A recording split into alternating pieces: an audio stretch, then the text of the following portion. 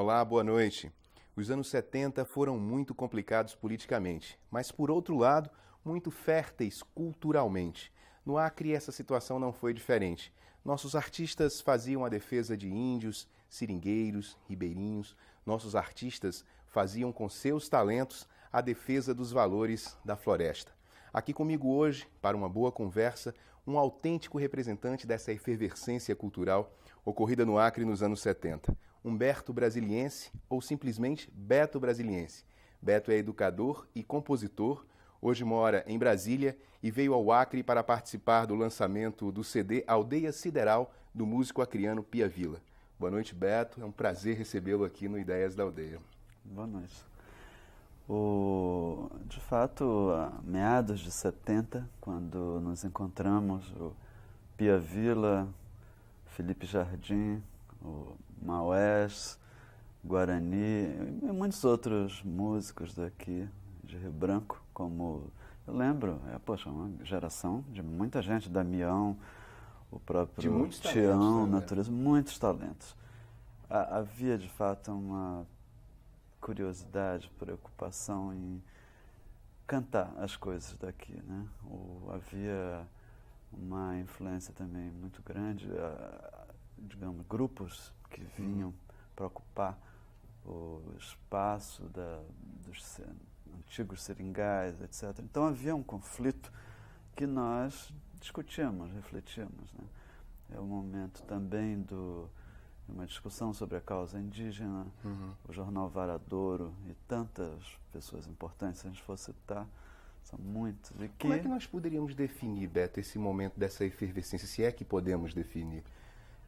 Olha, me parece que era a circunstância, era o espaço que havia na área de cultura para se criticar, para se contestar, como aconteceu em muitos lugares, na medida que a repressão, a censura limitam a expressão política mais direta. Então, a contestação partiu para o campo das artes e da cultura, né? Agora, você acha que todo esse movimento de resistência cultural que aqueles jovens artistas faziam surtiu efeito? Ou seja, ele foi importante para a formação desse Acre que temos hoje, onde as pessoas estão muito mais orgulhosas de suas raízes? Sim, eu penso que sim. Na época, eu lembro que o trabalho do SESC, o trabalho que criou um espaço de teatro, e durante um período, enquanto estava sendo implantado aqui, durante 2 anos, o SESC abriu para a comunidade, para o bairro da Bahia e para a periferia toda, em vez de fechar só com o público comerciário. Então isso tudo levou criou um espaço de discussão. Eu lembro dos shows do jornal O Trabalho, lá no Teatro do Sesc, e várias pessoas da área de teatro, eu lembro, muita gente, Vera Frois, e, enfim... O Maués, que era meio polivalente, fazia teatro, sim, fazia música. O Maués fez teatro, depois passou a fazer mais música e dança, inclusive. O Maués fez muitos espetáculos de dança. E eu penso que hoje eu vejo a geração como os Los Porongas, outros, eles discutem essas coisas e pensam nessa questão, né, da aproximação entre o regional e o universal, como a gente vai ver em outros lugares. Mas eu penso que aqui, essa proximidade com a América Latina, eu penso que o Acre é voltado, de certa forma, para o Pacífico, voltado para a América Latina. E isso é uma dimensão assim, sutil que as pessoas aqui vivem e, às vezes, alguns resolvem discutir, refletir, mas já está na vida das pessoas, de certa maneira, né? Como quando esfria, de repente aparecem os ponchos, as roupas bolivianas, peruanas, isso tudo. Isso é alguma coisa, eu vejo esse cenário, né, da TV Aldeia, quer dizer, o Acre está imerso, né, no regional e no universal também, né? é um espaço de abertura. Eu penso que essa preocupação que nós tínhamos na época, e sem falar na questão das experiências com o Daime, que na época tinha um significado importante, era uma coisa nova, né? No começo dos 70 pouca gente conhecia, e que era uma abertura para os elementos da cultura indígena, inclusive, por mais que tenha o sincretismo com o cristianismo e tal, mas tinha um pé muito forte, né? na cultura indígena, na cultura regional. E todos esses elementos acabaram influenciando muito as artes, né? Com certeza, tem a Keila Diniz, tem muitas pessoas que... A própria Vera Frost. E eu penso que há as pessoas que fazem música hoje em dia, os poetas aqui, estão ligados, né, antenados com essa experiência que aconteceu na época, né? Agora, Beto, uma pergunta que rola muito no meio musical é se o Acre tem uma identidade musical. Você acha que o Acre tem uma música? Sim, acho que tem. Eu lembro, eu tenho uma memória assim até, por exemplo, um sambista importante aqui, como é que é? O Da Costa? Da Costa. Grande Da Costa. Eu lembro da Costa.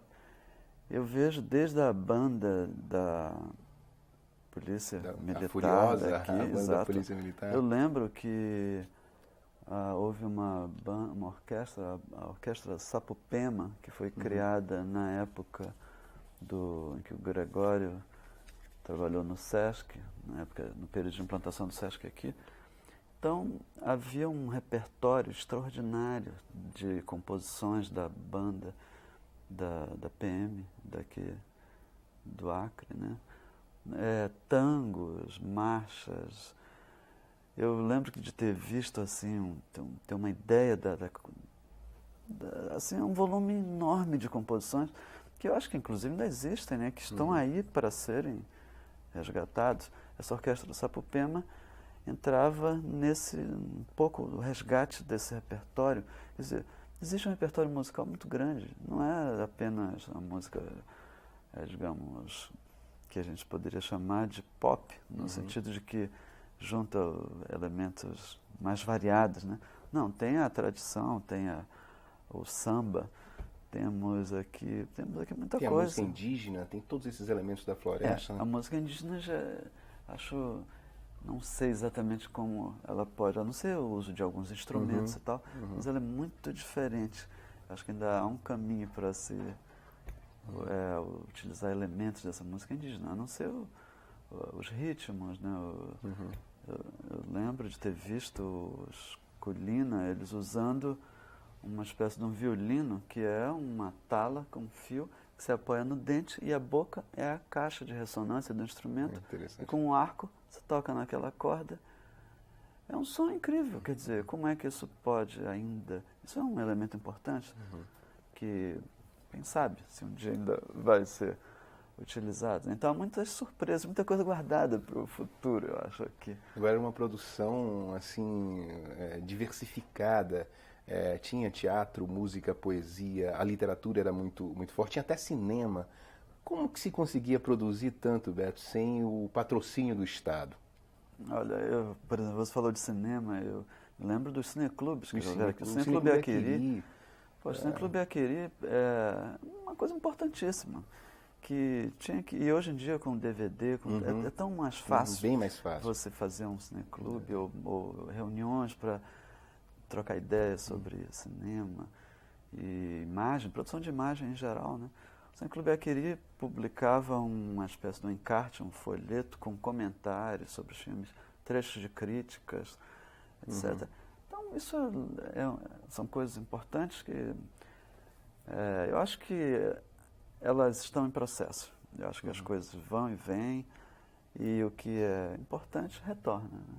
Você acha que o movimento cultural atual perdeu essa criatividade, essa capacidade de caminhar com as próprias pernas? Fica tudo vinculado ao patrocínio estatal, ao apoio do Estado?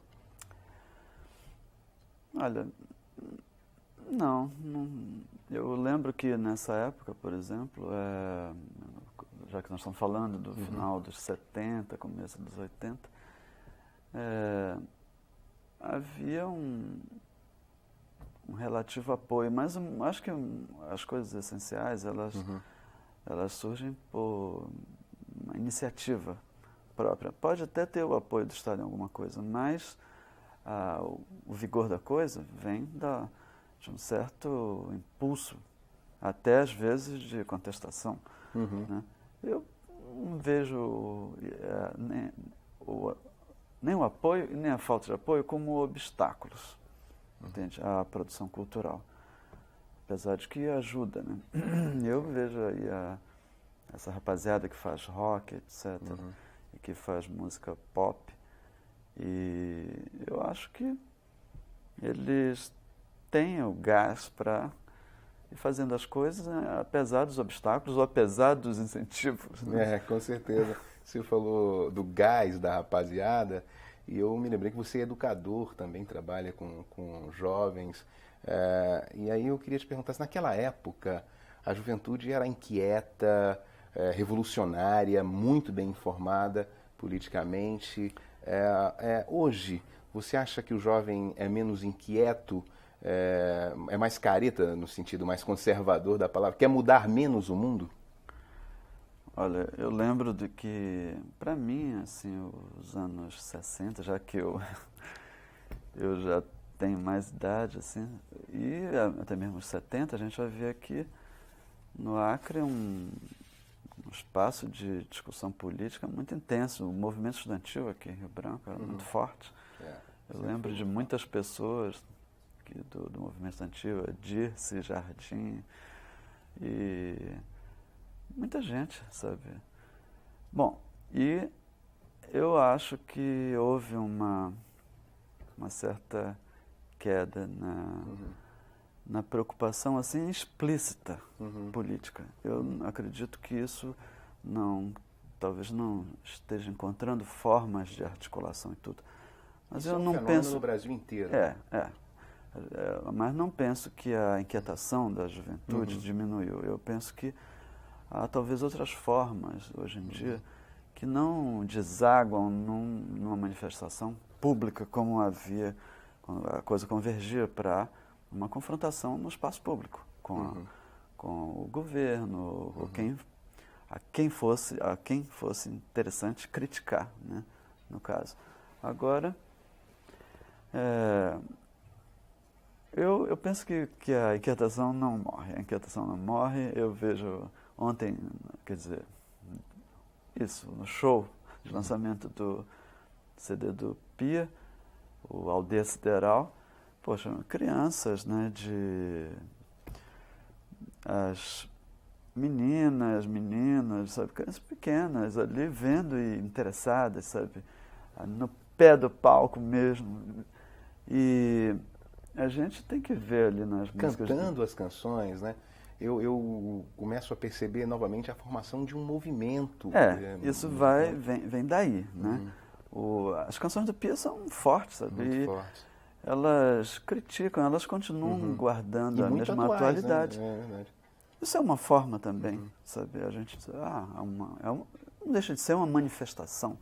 Agora, não tem como alvo explícito digamos assim, o governo, ou isso ou aquilo, mas o alvo é o despertar da sensibilidade, eu diria, a percepção de que é preciso ter enfim, querer mais, né? Você acha que a TV deu uma quebra nessa criatividade, nessa produção? A chegada da TV no final dos anos 70? Eu diria assim que não exatamente a TV, mas todo um movimento em que a imagem, a produção da imagem, ela vai ocupando um espaço que já foi muito mais o espaço do texto, do discurso, da escrita. E a imagem, ela dá uma quebra, uma baixa na capacidade de articulação do discurso, no sentido do pensamento crítico, né? A imagem ela é muito dada, ela é pronta. enquanto que aquilo que você tem que ler, discutir, pensar, é diferente, né? Exige uma elaboração, uma posição daquele que lê, que pensa, que discute. Então, eu penso que há aqueles que teorizam, né, dizendo que nós vivemos o que seria a pós-história. A pós-história no sentido de que a história é aquilo que é marcado pelo registro escrito, pelo texto. E a pós-história seria o momento em que o texto passa a ser, como diz um teórico chamado Flusser, que viveu no Brasil durante muito tempo, ele dizia assim, que é o momento em que o texto passa a ser apenas pretexto e contexto para a imagem. Isso seria a pós-história. Então a imagem domina, né? E o senso crítico também tem que passar por um outro caminho para chegar lá, né? Para se atualizar. Beto, nós vamos fazer um breve intervalo e continuamos nosso papo no próximo bloco. O Ideias da Aldeia volta então já já.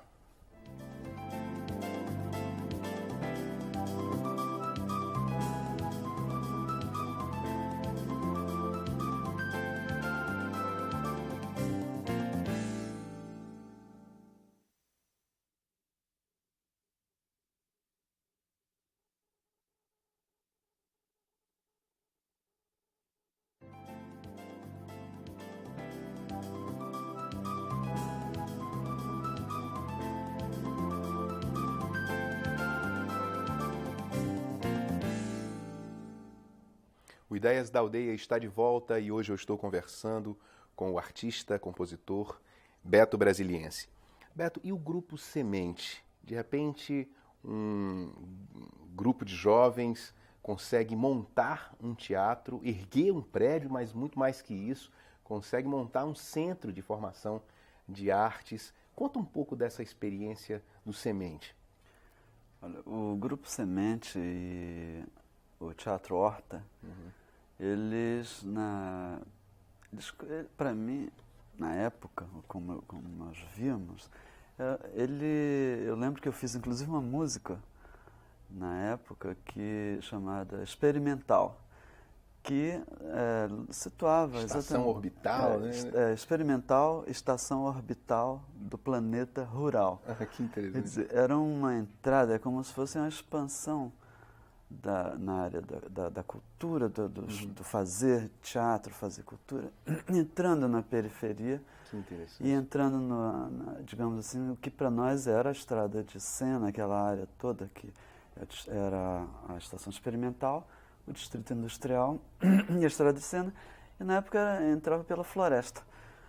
Eu lembro que era A cidade parava mais ou menos por ali. Parava ali, exato. Então era uma entrada, né, na periferia, que não havia uma preocupação, de fato, em trabalhar e fazer arte, fazer teatro, voltado realmente para essa periferia. E o Teatro Horta era um local de encontro. Eu lembro que lá eu conheci a Marina. Como é que você se aproximou, Beto, Você era professor no Bujari, né? Exato. No Bujari, eu era professor, dava aula no Bujari, dava aula na Aquiles Peré e dava aula também numa escola ali na saída para o Quinari, na Escola Zuleide Pereira de Souza. E então a estrada de cena era meu caminho. Passava pela experimental, pela estação experimental, e pegava a estrada de cena até o Bujari. E aquilo lá era, enfim, quantas pessoas, né, que atuaram ali, Marina, o Beto Rocha, o próprio Binho. Então a gente encontrava muita gente ali, fazendo teatro, fazendo música, e eram amigos, né? Eu vejo assim o Grupo Semente e o Teatro Horta como essa abertura, no sentido da estação experimental, no sentido da Rio Branco, que se expandia naquela época. Eu vi esses dias a usina que está sendo, o projeto da usina ali, naquela área também.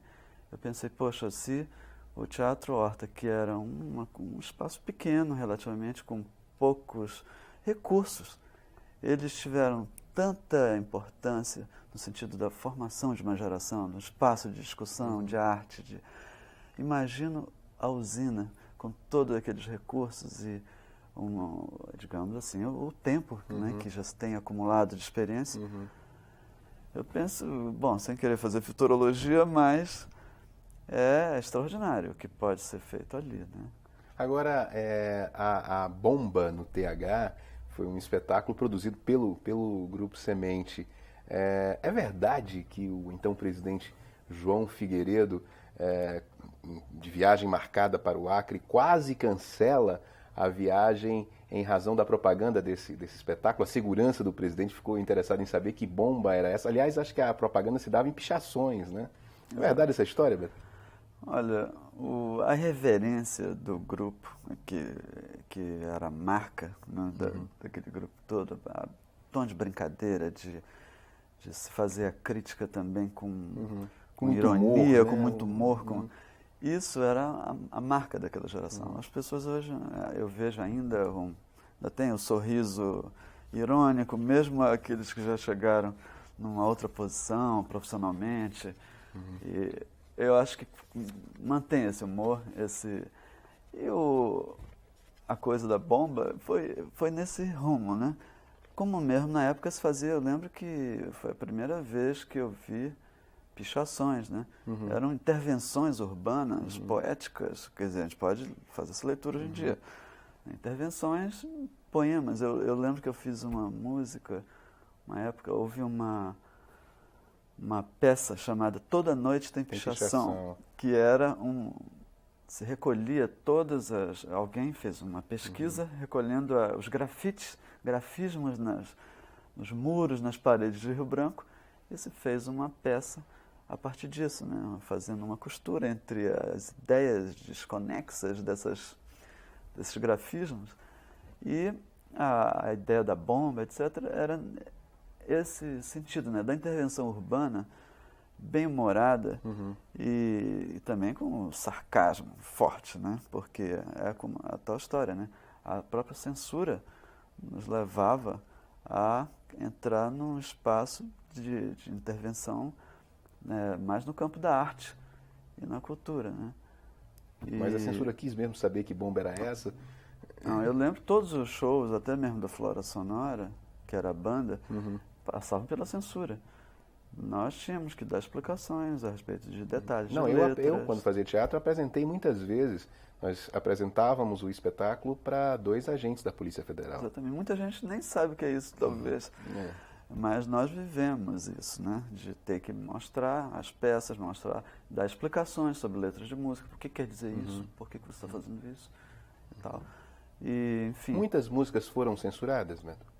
Eu me lembro que tinha uma música do Capu que dizia a gente tem que comer americano. Essa música foi, me parece que vetada pela censura. Eles não podiam tocar. Existem essas lembranças, né, tristes, né, que a gente hoje em dia tem um outro espaço, e especialmente aqui no Acre, né. Eu acho que estava falando para um amigo aí que mesmo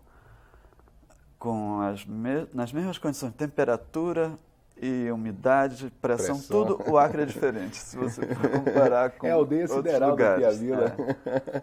Agora, você falava da estação experimental. Por que a escolha da estação para receber a sede do Semente? Olha, eu penso que era essa preocupação mesmo de estar mais próximo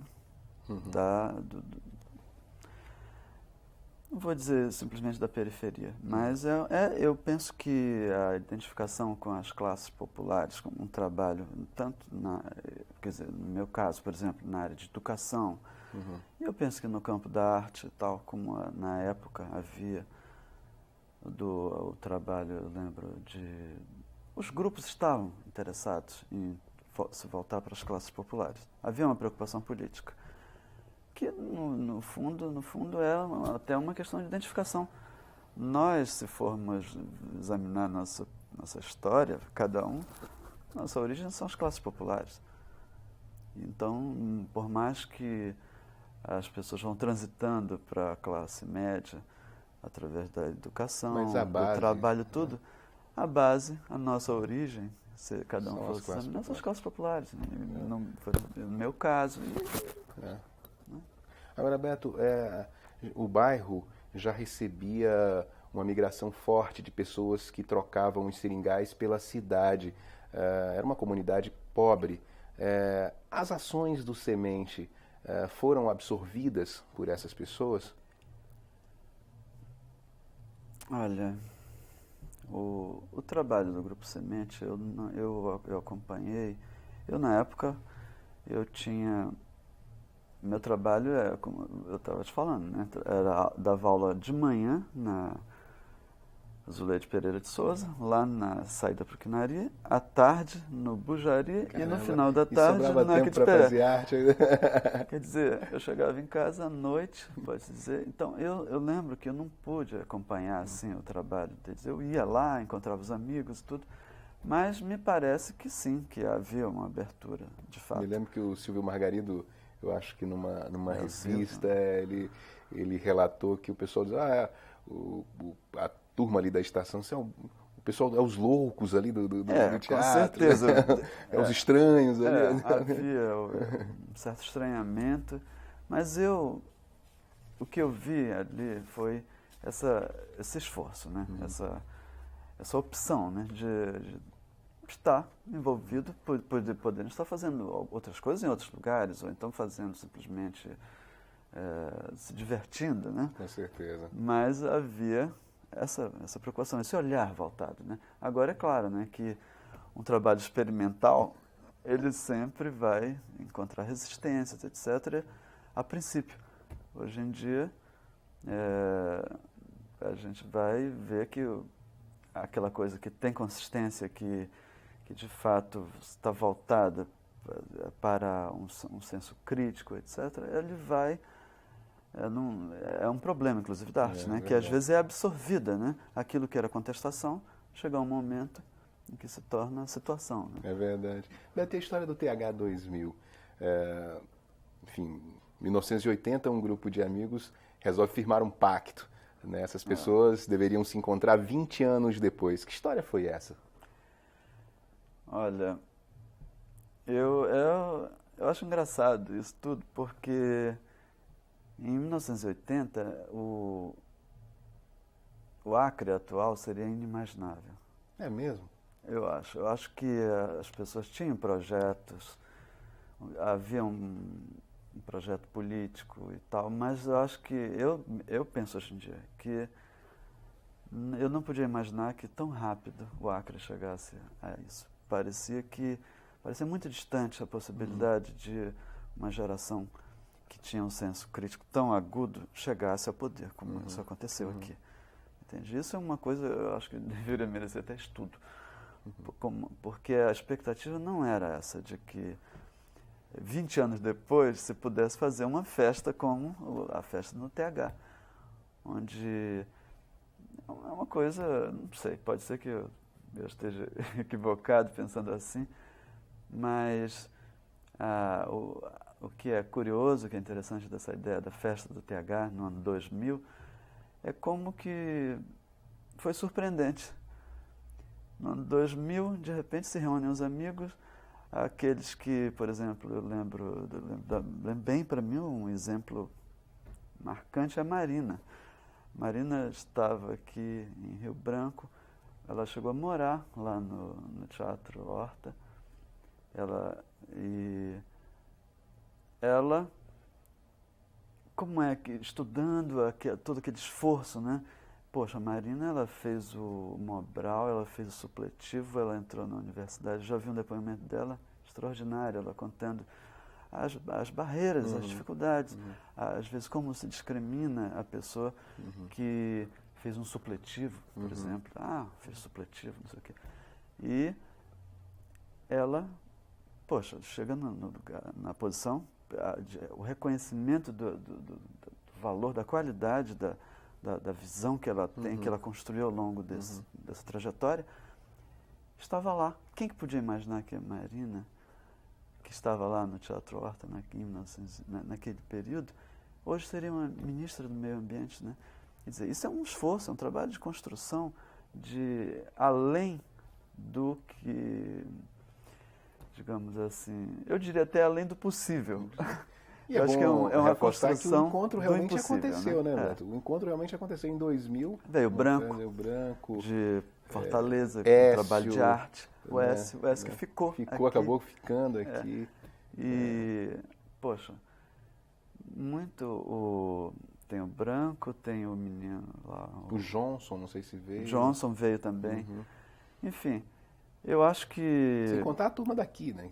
Grande. Eu acho que aquele momento foi marcante, inclusive para o Pia, né? Que foi o momento em que o Pia retomou o trabalho dele como músico mesmo.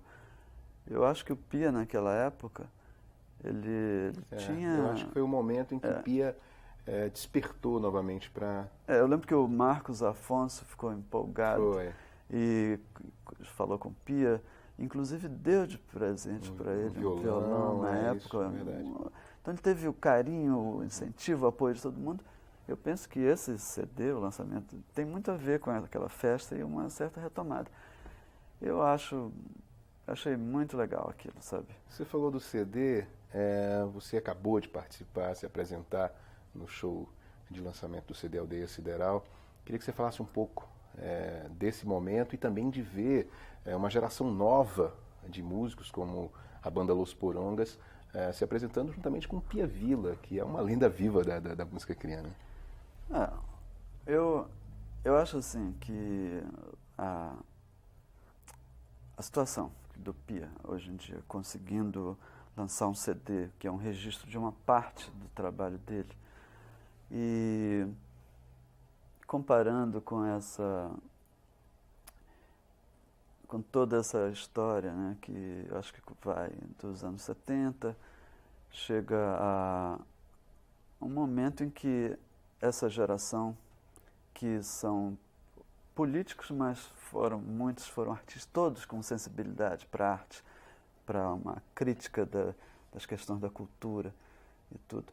Eu acho que essa aproximação entre a política e a cultura e a arte talvez seja uma das explicações dessa forma surpreendente como o Acre se transformou em 20 anos, 25 anos.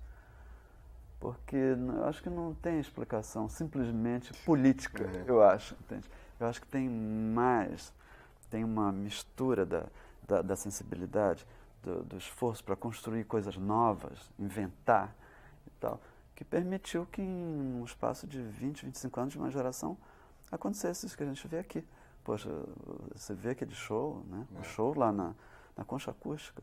Poxa, uma maravilha aquele espaço todo. Aquilo vai... Eu penso que... Está servindo de base para forma uma outra geração. A gente não sabe exatamente como. É verdade. Porque as pessoas estão se encontrando, estão acontecendo coisas além do que a gente pode prever ou imaginar. Isso é muito bom. Né? Beto, mas o programa está chegando no final. Eu não podia deixar de te perguntar se você ainda compõe em Brasília ou se falta aquele quê de Acre. Eu sei que você tem umas parcerias maravilhosas com Oswaldo Montenegro. Você compõe em Brasília? Olha, ou é preciso estar no Acre para compor? Bom, isso aí é uma coisa, mais um mistério. Né? O fato é que... Mistérios da floresta. A minha inspiração tem muito a ver aqui com o Acre. Eu nunca produzi tanto e com tanta, eu diria assim, propriedade, assim, uma coisa... Eu sou de Belém do Pará. Então, de certa forma, o Acre Eu saí de Belém muito cedo, com 14 anos, e poucas vezes retornei ao Pará. Então passei a retornar muito mais ao Acre, digamos assim. O Acre é a parte da Amazônia que se tornou, de certa maneira, minha terra, né? Mais até hoje em dia, talvez, do que o Pará, onde eu retorno muito pouco.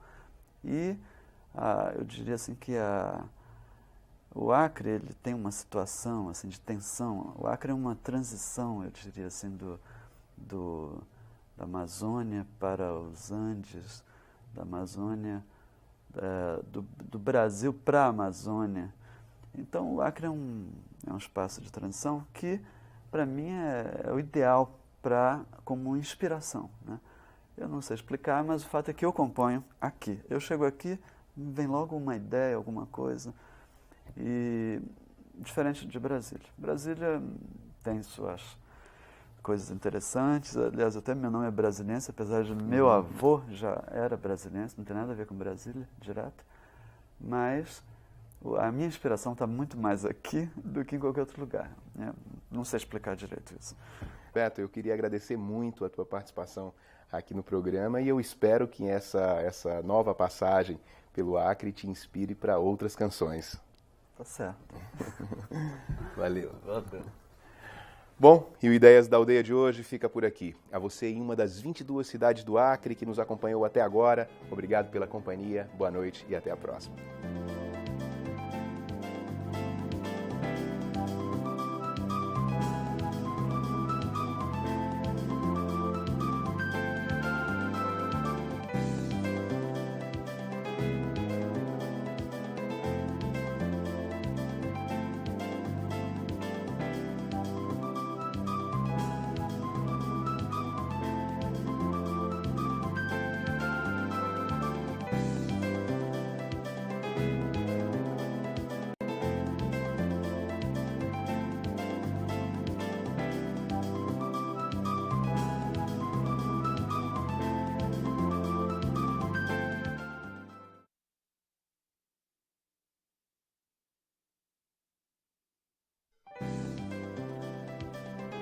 Olá, no Ideias da Aldeia dessa sexta-feira eu vou conversar com Beto Brasiliense. Beto que veio ao Acre participar do lançamento do CD Aldeia Sideral, do músico Pia Vila. Vai ser uma excelente conversa, nós vamos falar de música, vamos falar dos anos 70 e de toda a efervescência cultural que envolveu o Acre naquele momento. Essa boa conversa você acompanha no Ideias da Aldeia, nessa sexta-feira às 10 da noite e eu espero você.